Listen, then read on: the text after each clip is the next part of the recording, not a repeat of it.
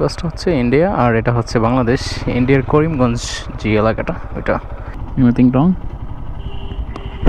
কি অবস্থা ভাইয়া?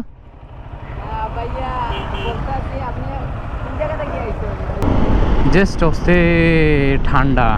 চলে এসছি জকিগঞ্জ বাজার। এটা তো এটা হচ্ছে কালীগঞ্জ বাজার। আসরের আজান পড়তেছে এখন।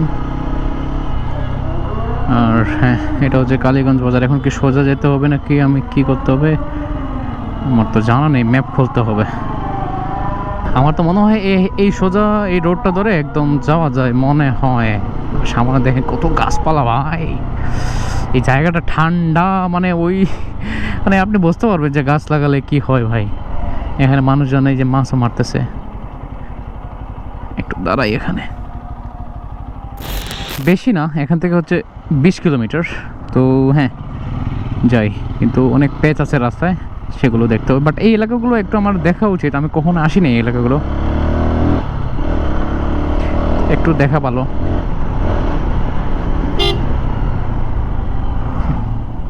Anything wrong? কি অবস্থা ভাইয়া? আমি সিলেট থেকে আসছি। হ্যাঁ ব্লগ করি। হ্যাঁ ব্লগ করি। মিস্টার ট্র্যাপ, ওই যে সামনে লেখা আছে। হ্যাঁ হ্যাঁ, চলে যাই এখানে। বাই।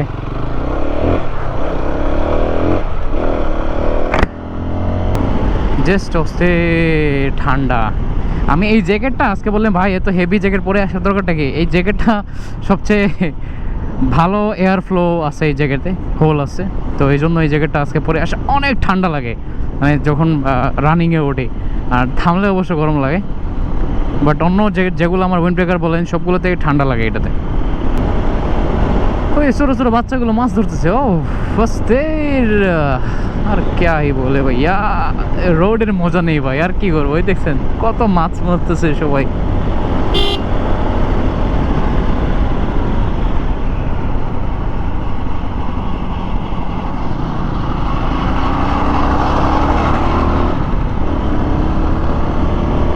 এলাকাটা জাস্ট ওয়াও ওয়াও, জাস্ট এলাকাটা। আমি বেস্ট যেটা জিনিস বলবো, এই যে গাছগুলো, এই গাছগুলোর জন্য এই এলাকাটা জাস্ট মানে ঠান্ডা, সবুজ, সুন্দর, মনোরম সব কিছু হয়েছে। 5:57 বাজে, 6টা হতে যাচ্ছে। জকিগঞ্জ 18 কিলোমিটার। চলে এসছি জকিগঞ্জ বাজার। এটা দেখি কোথায় যাওয়া যায়। আমি আসলে কিছু বুঝতে পারতেছি না এইদিকে, এখানে কিছু বাইকার আসছে নাকি নাকি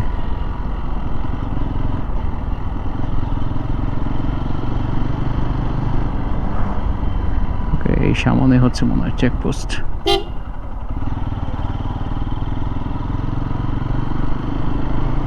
ও মা গো, উনি যেটা লাঠি নিয়ে রাস্তার মাঝখানে দাঁড়াইছে রে ভাই, অস্থির লাগে।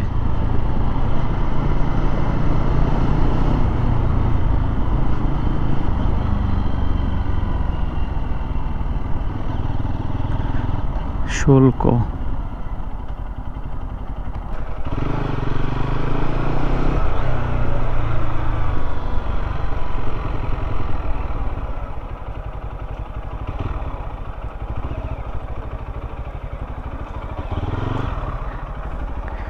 হিয়ার ইজ দ্য, হ্যাঁ ওই পাশটা হচ্ছে ইন্ডিয়া, এই পাশটা মনে হয় বাংলাদেশ। হ্যাঁ ওইটাই তো মনে হইতেছে।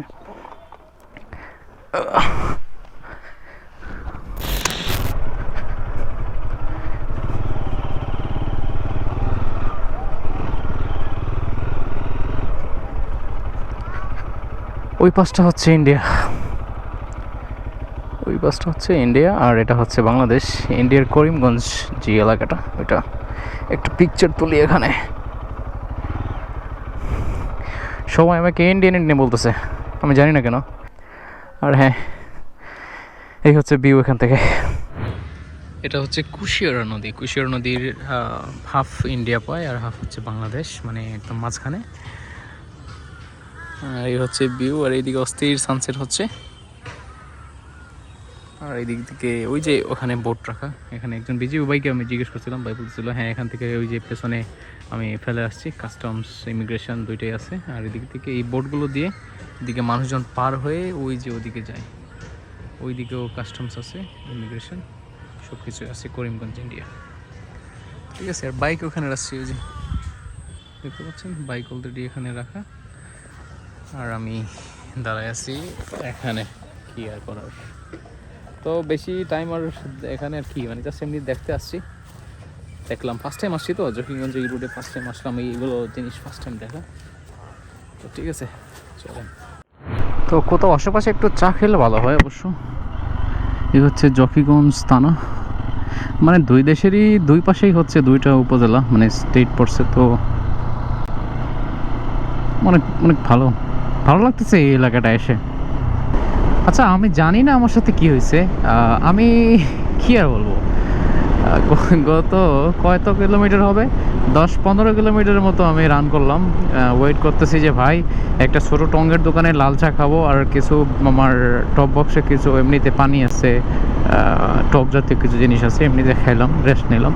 কিন্তু যাওয়ার সময় এত দোকান দেখছি, এখন একটা দোকানও আমার চোখে পড়তেছে না কিংবা দেখতে পাইতেছি না। What is this? এটা কি হলো আমার সাথে, আমি তো বুঝতে পারতেছি না। রংসা, আচ্ছা একটা চিনি কমায় একটা রংসা দিবা।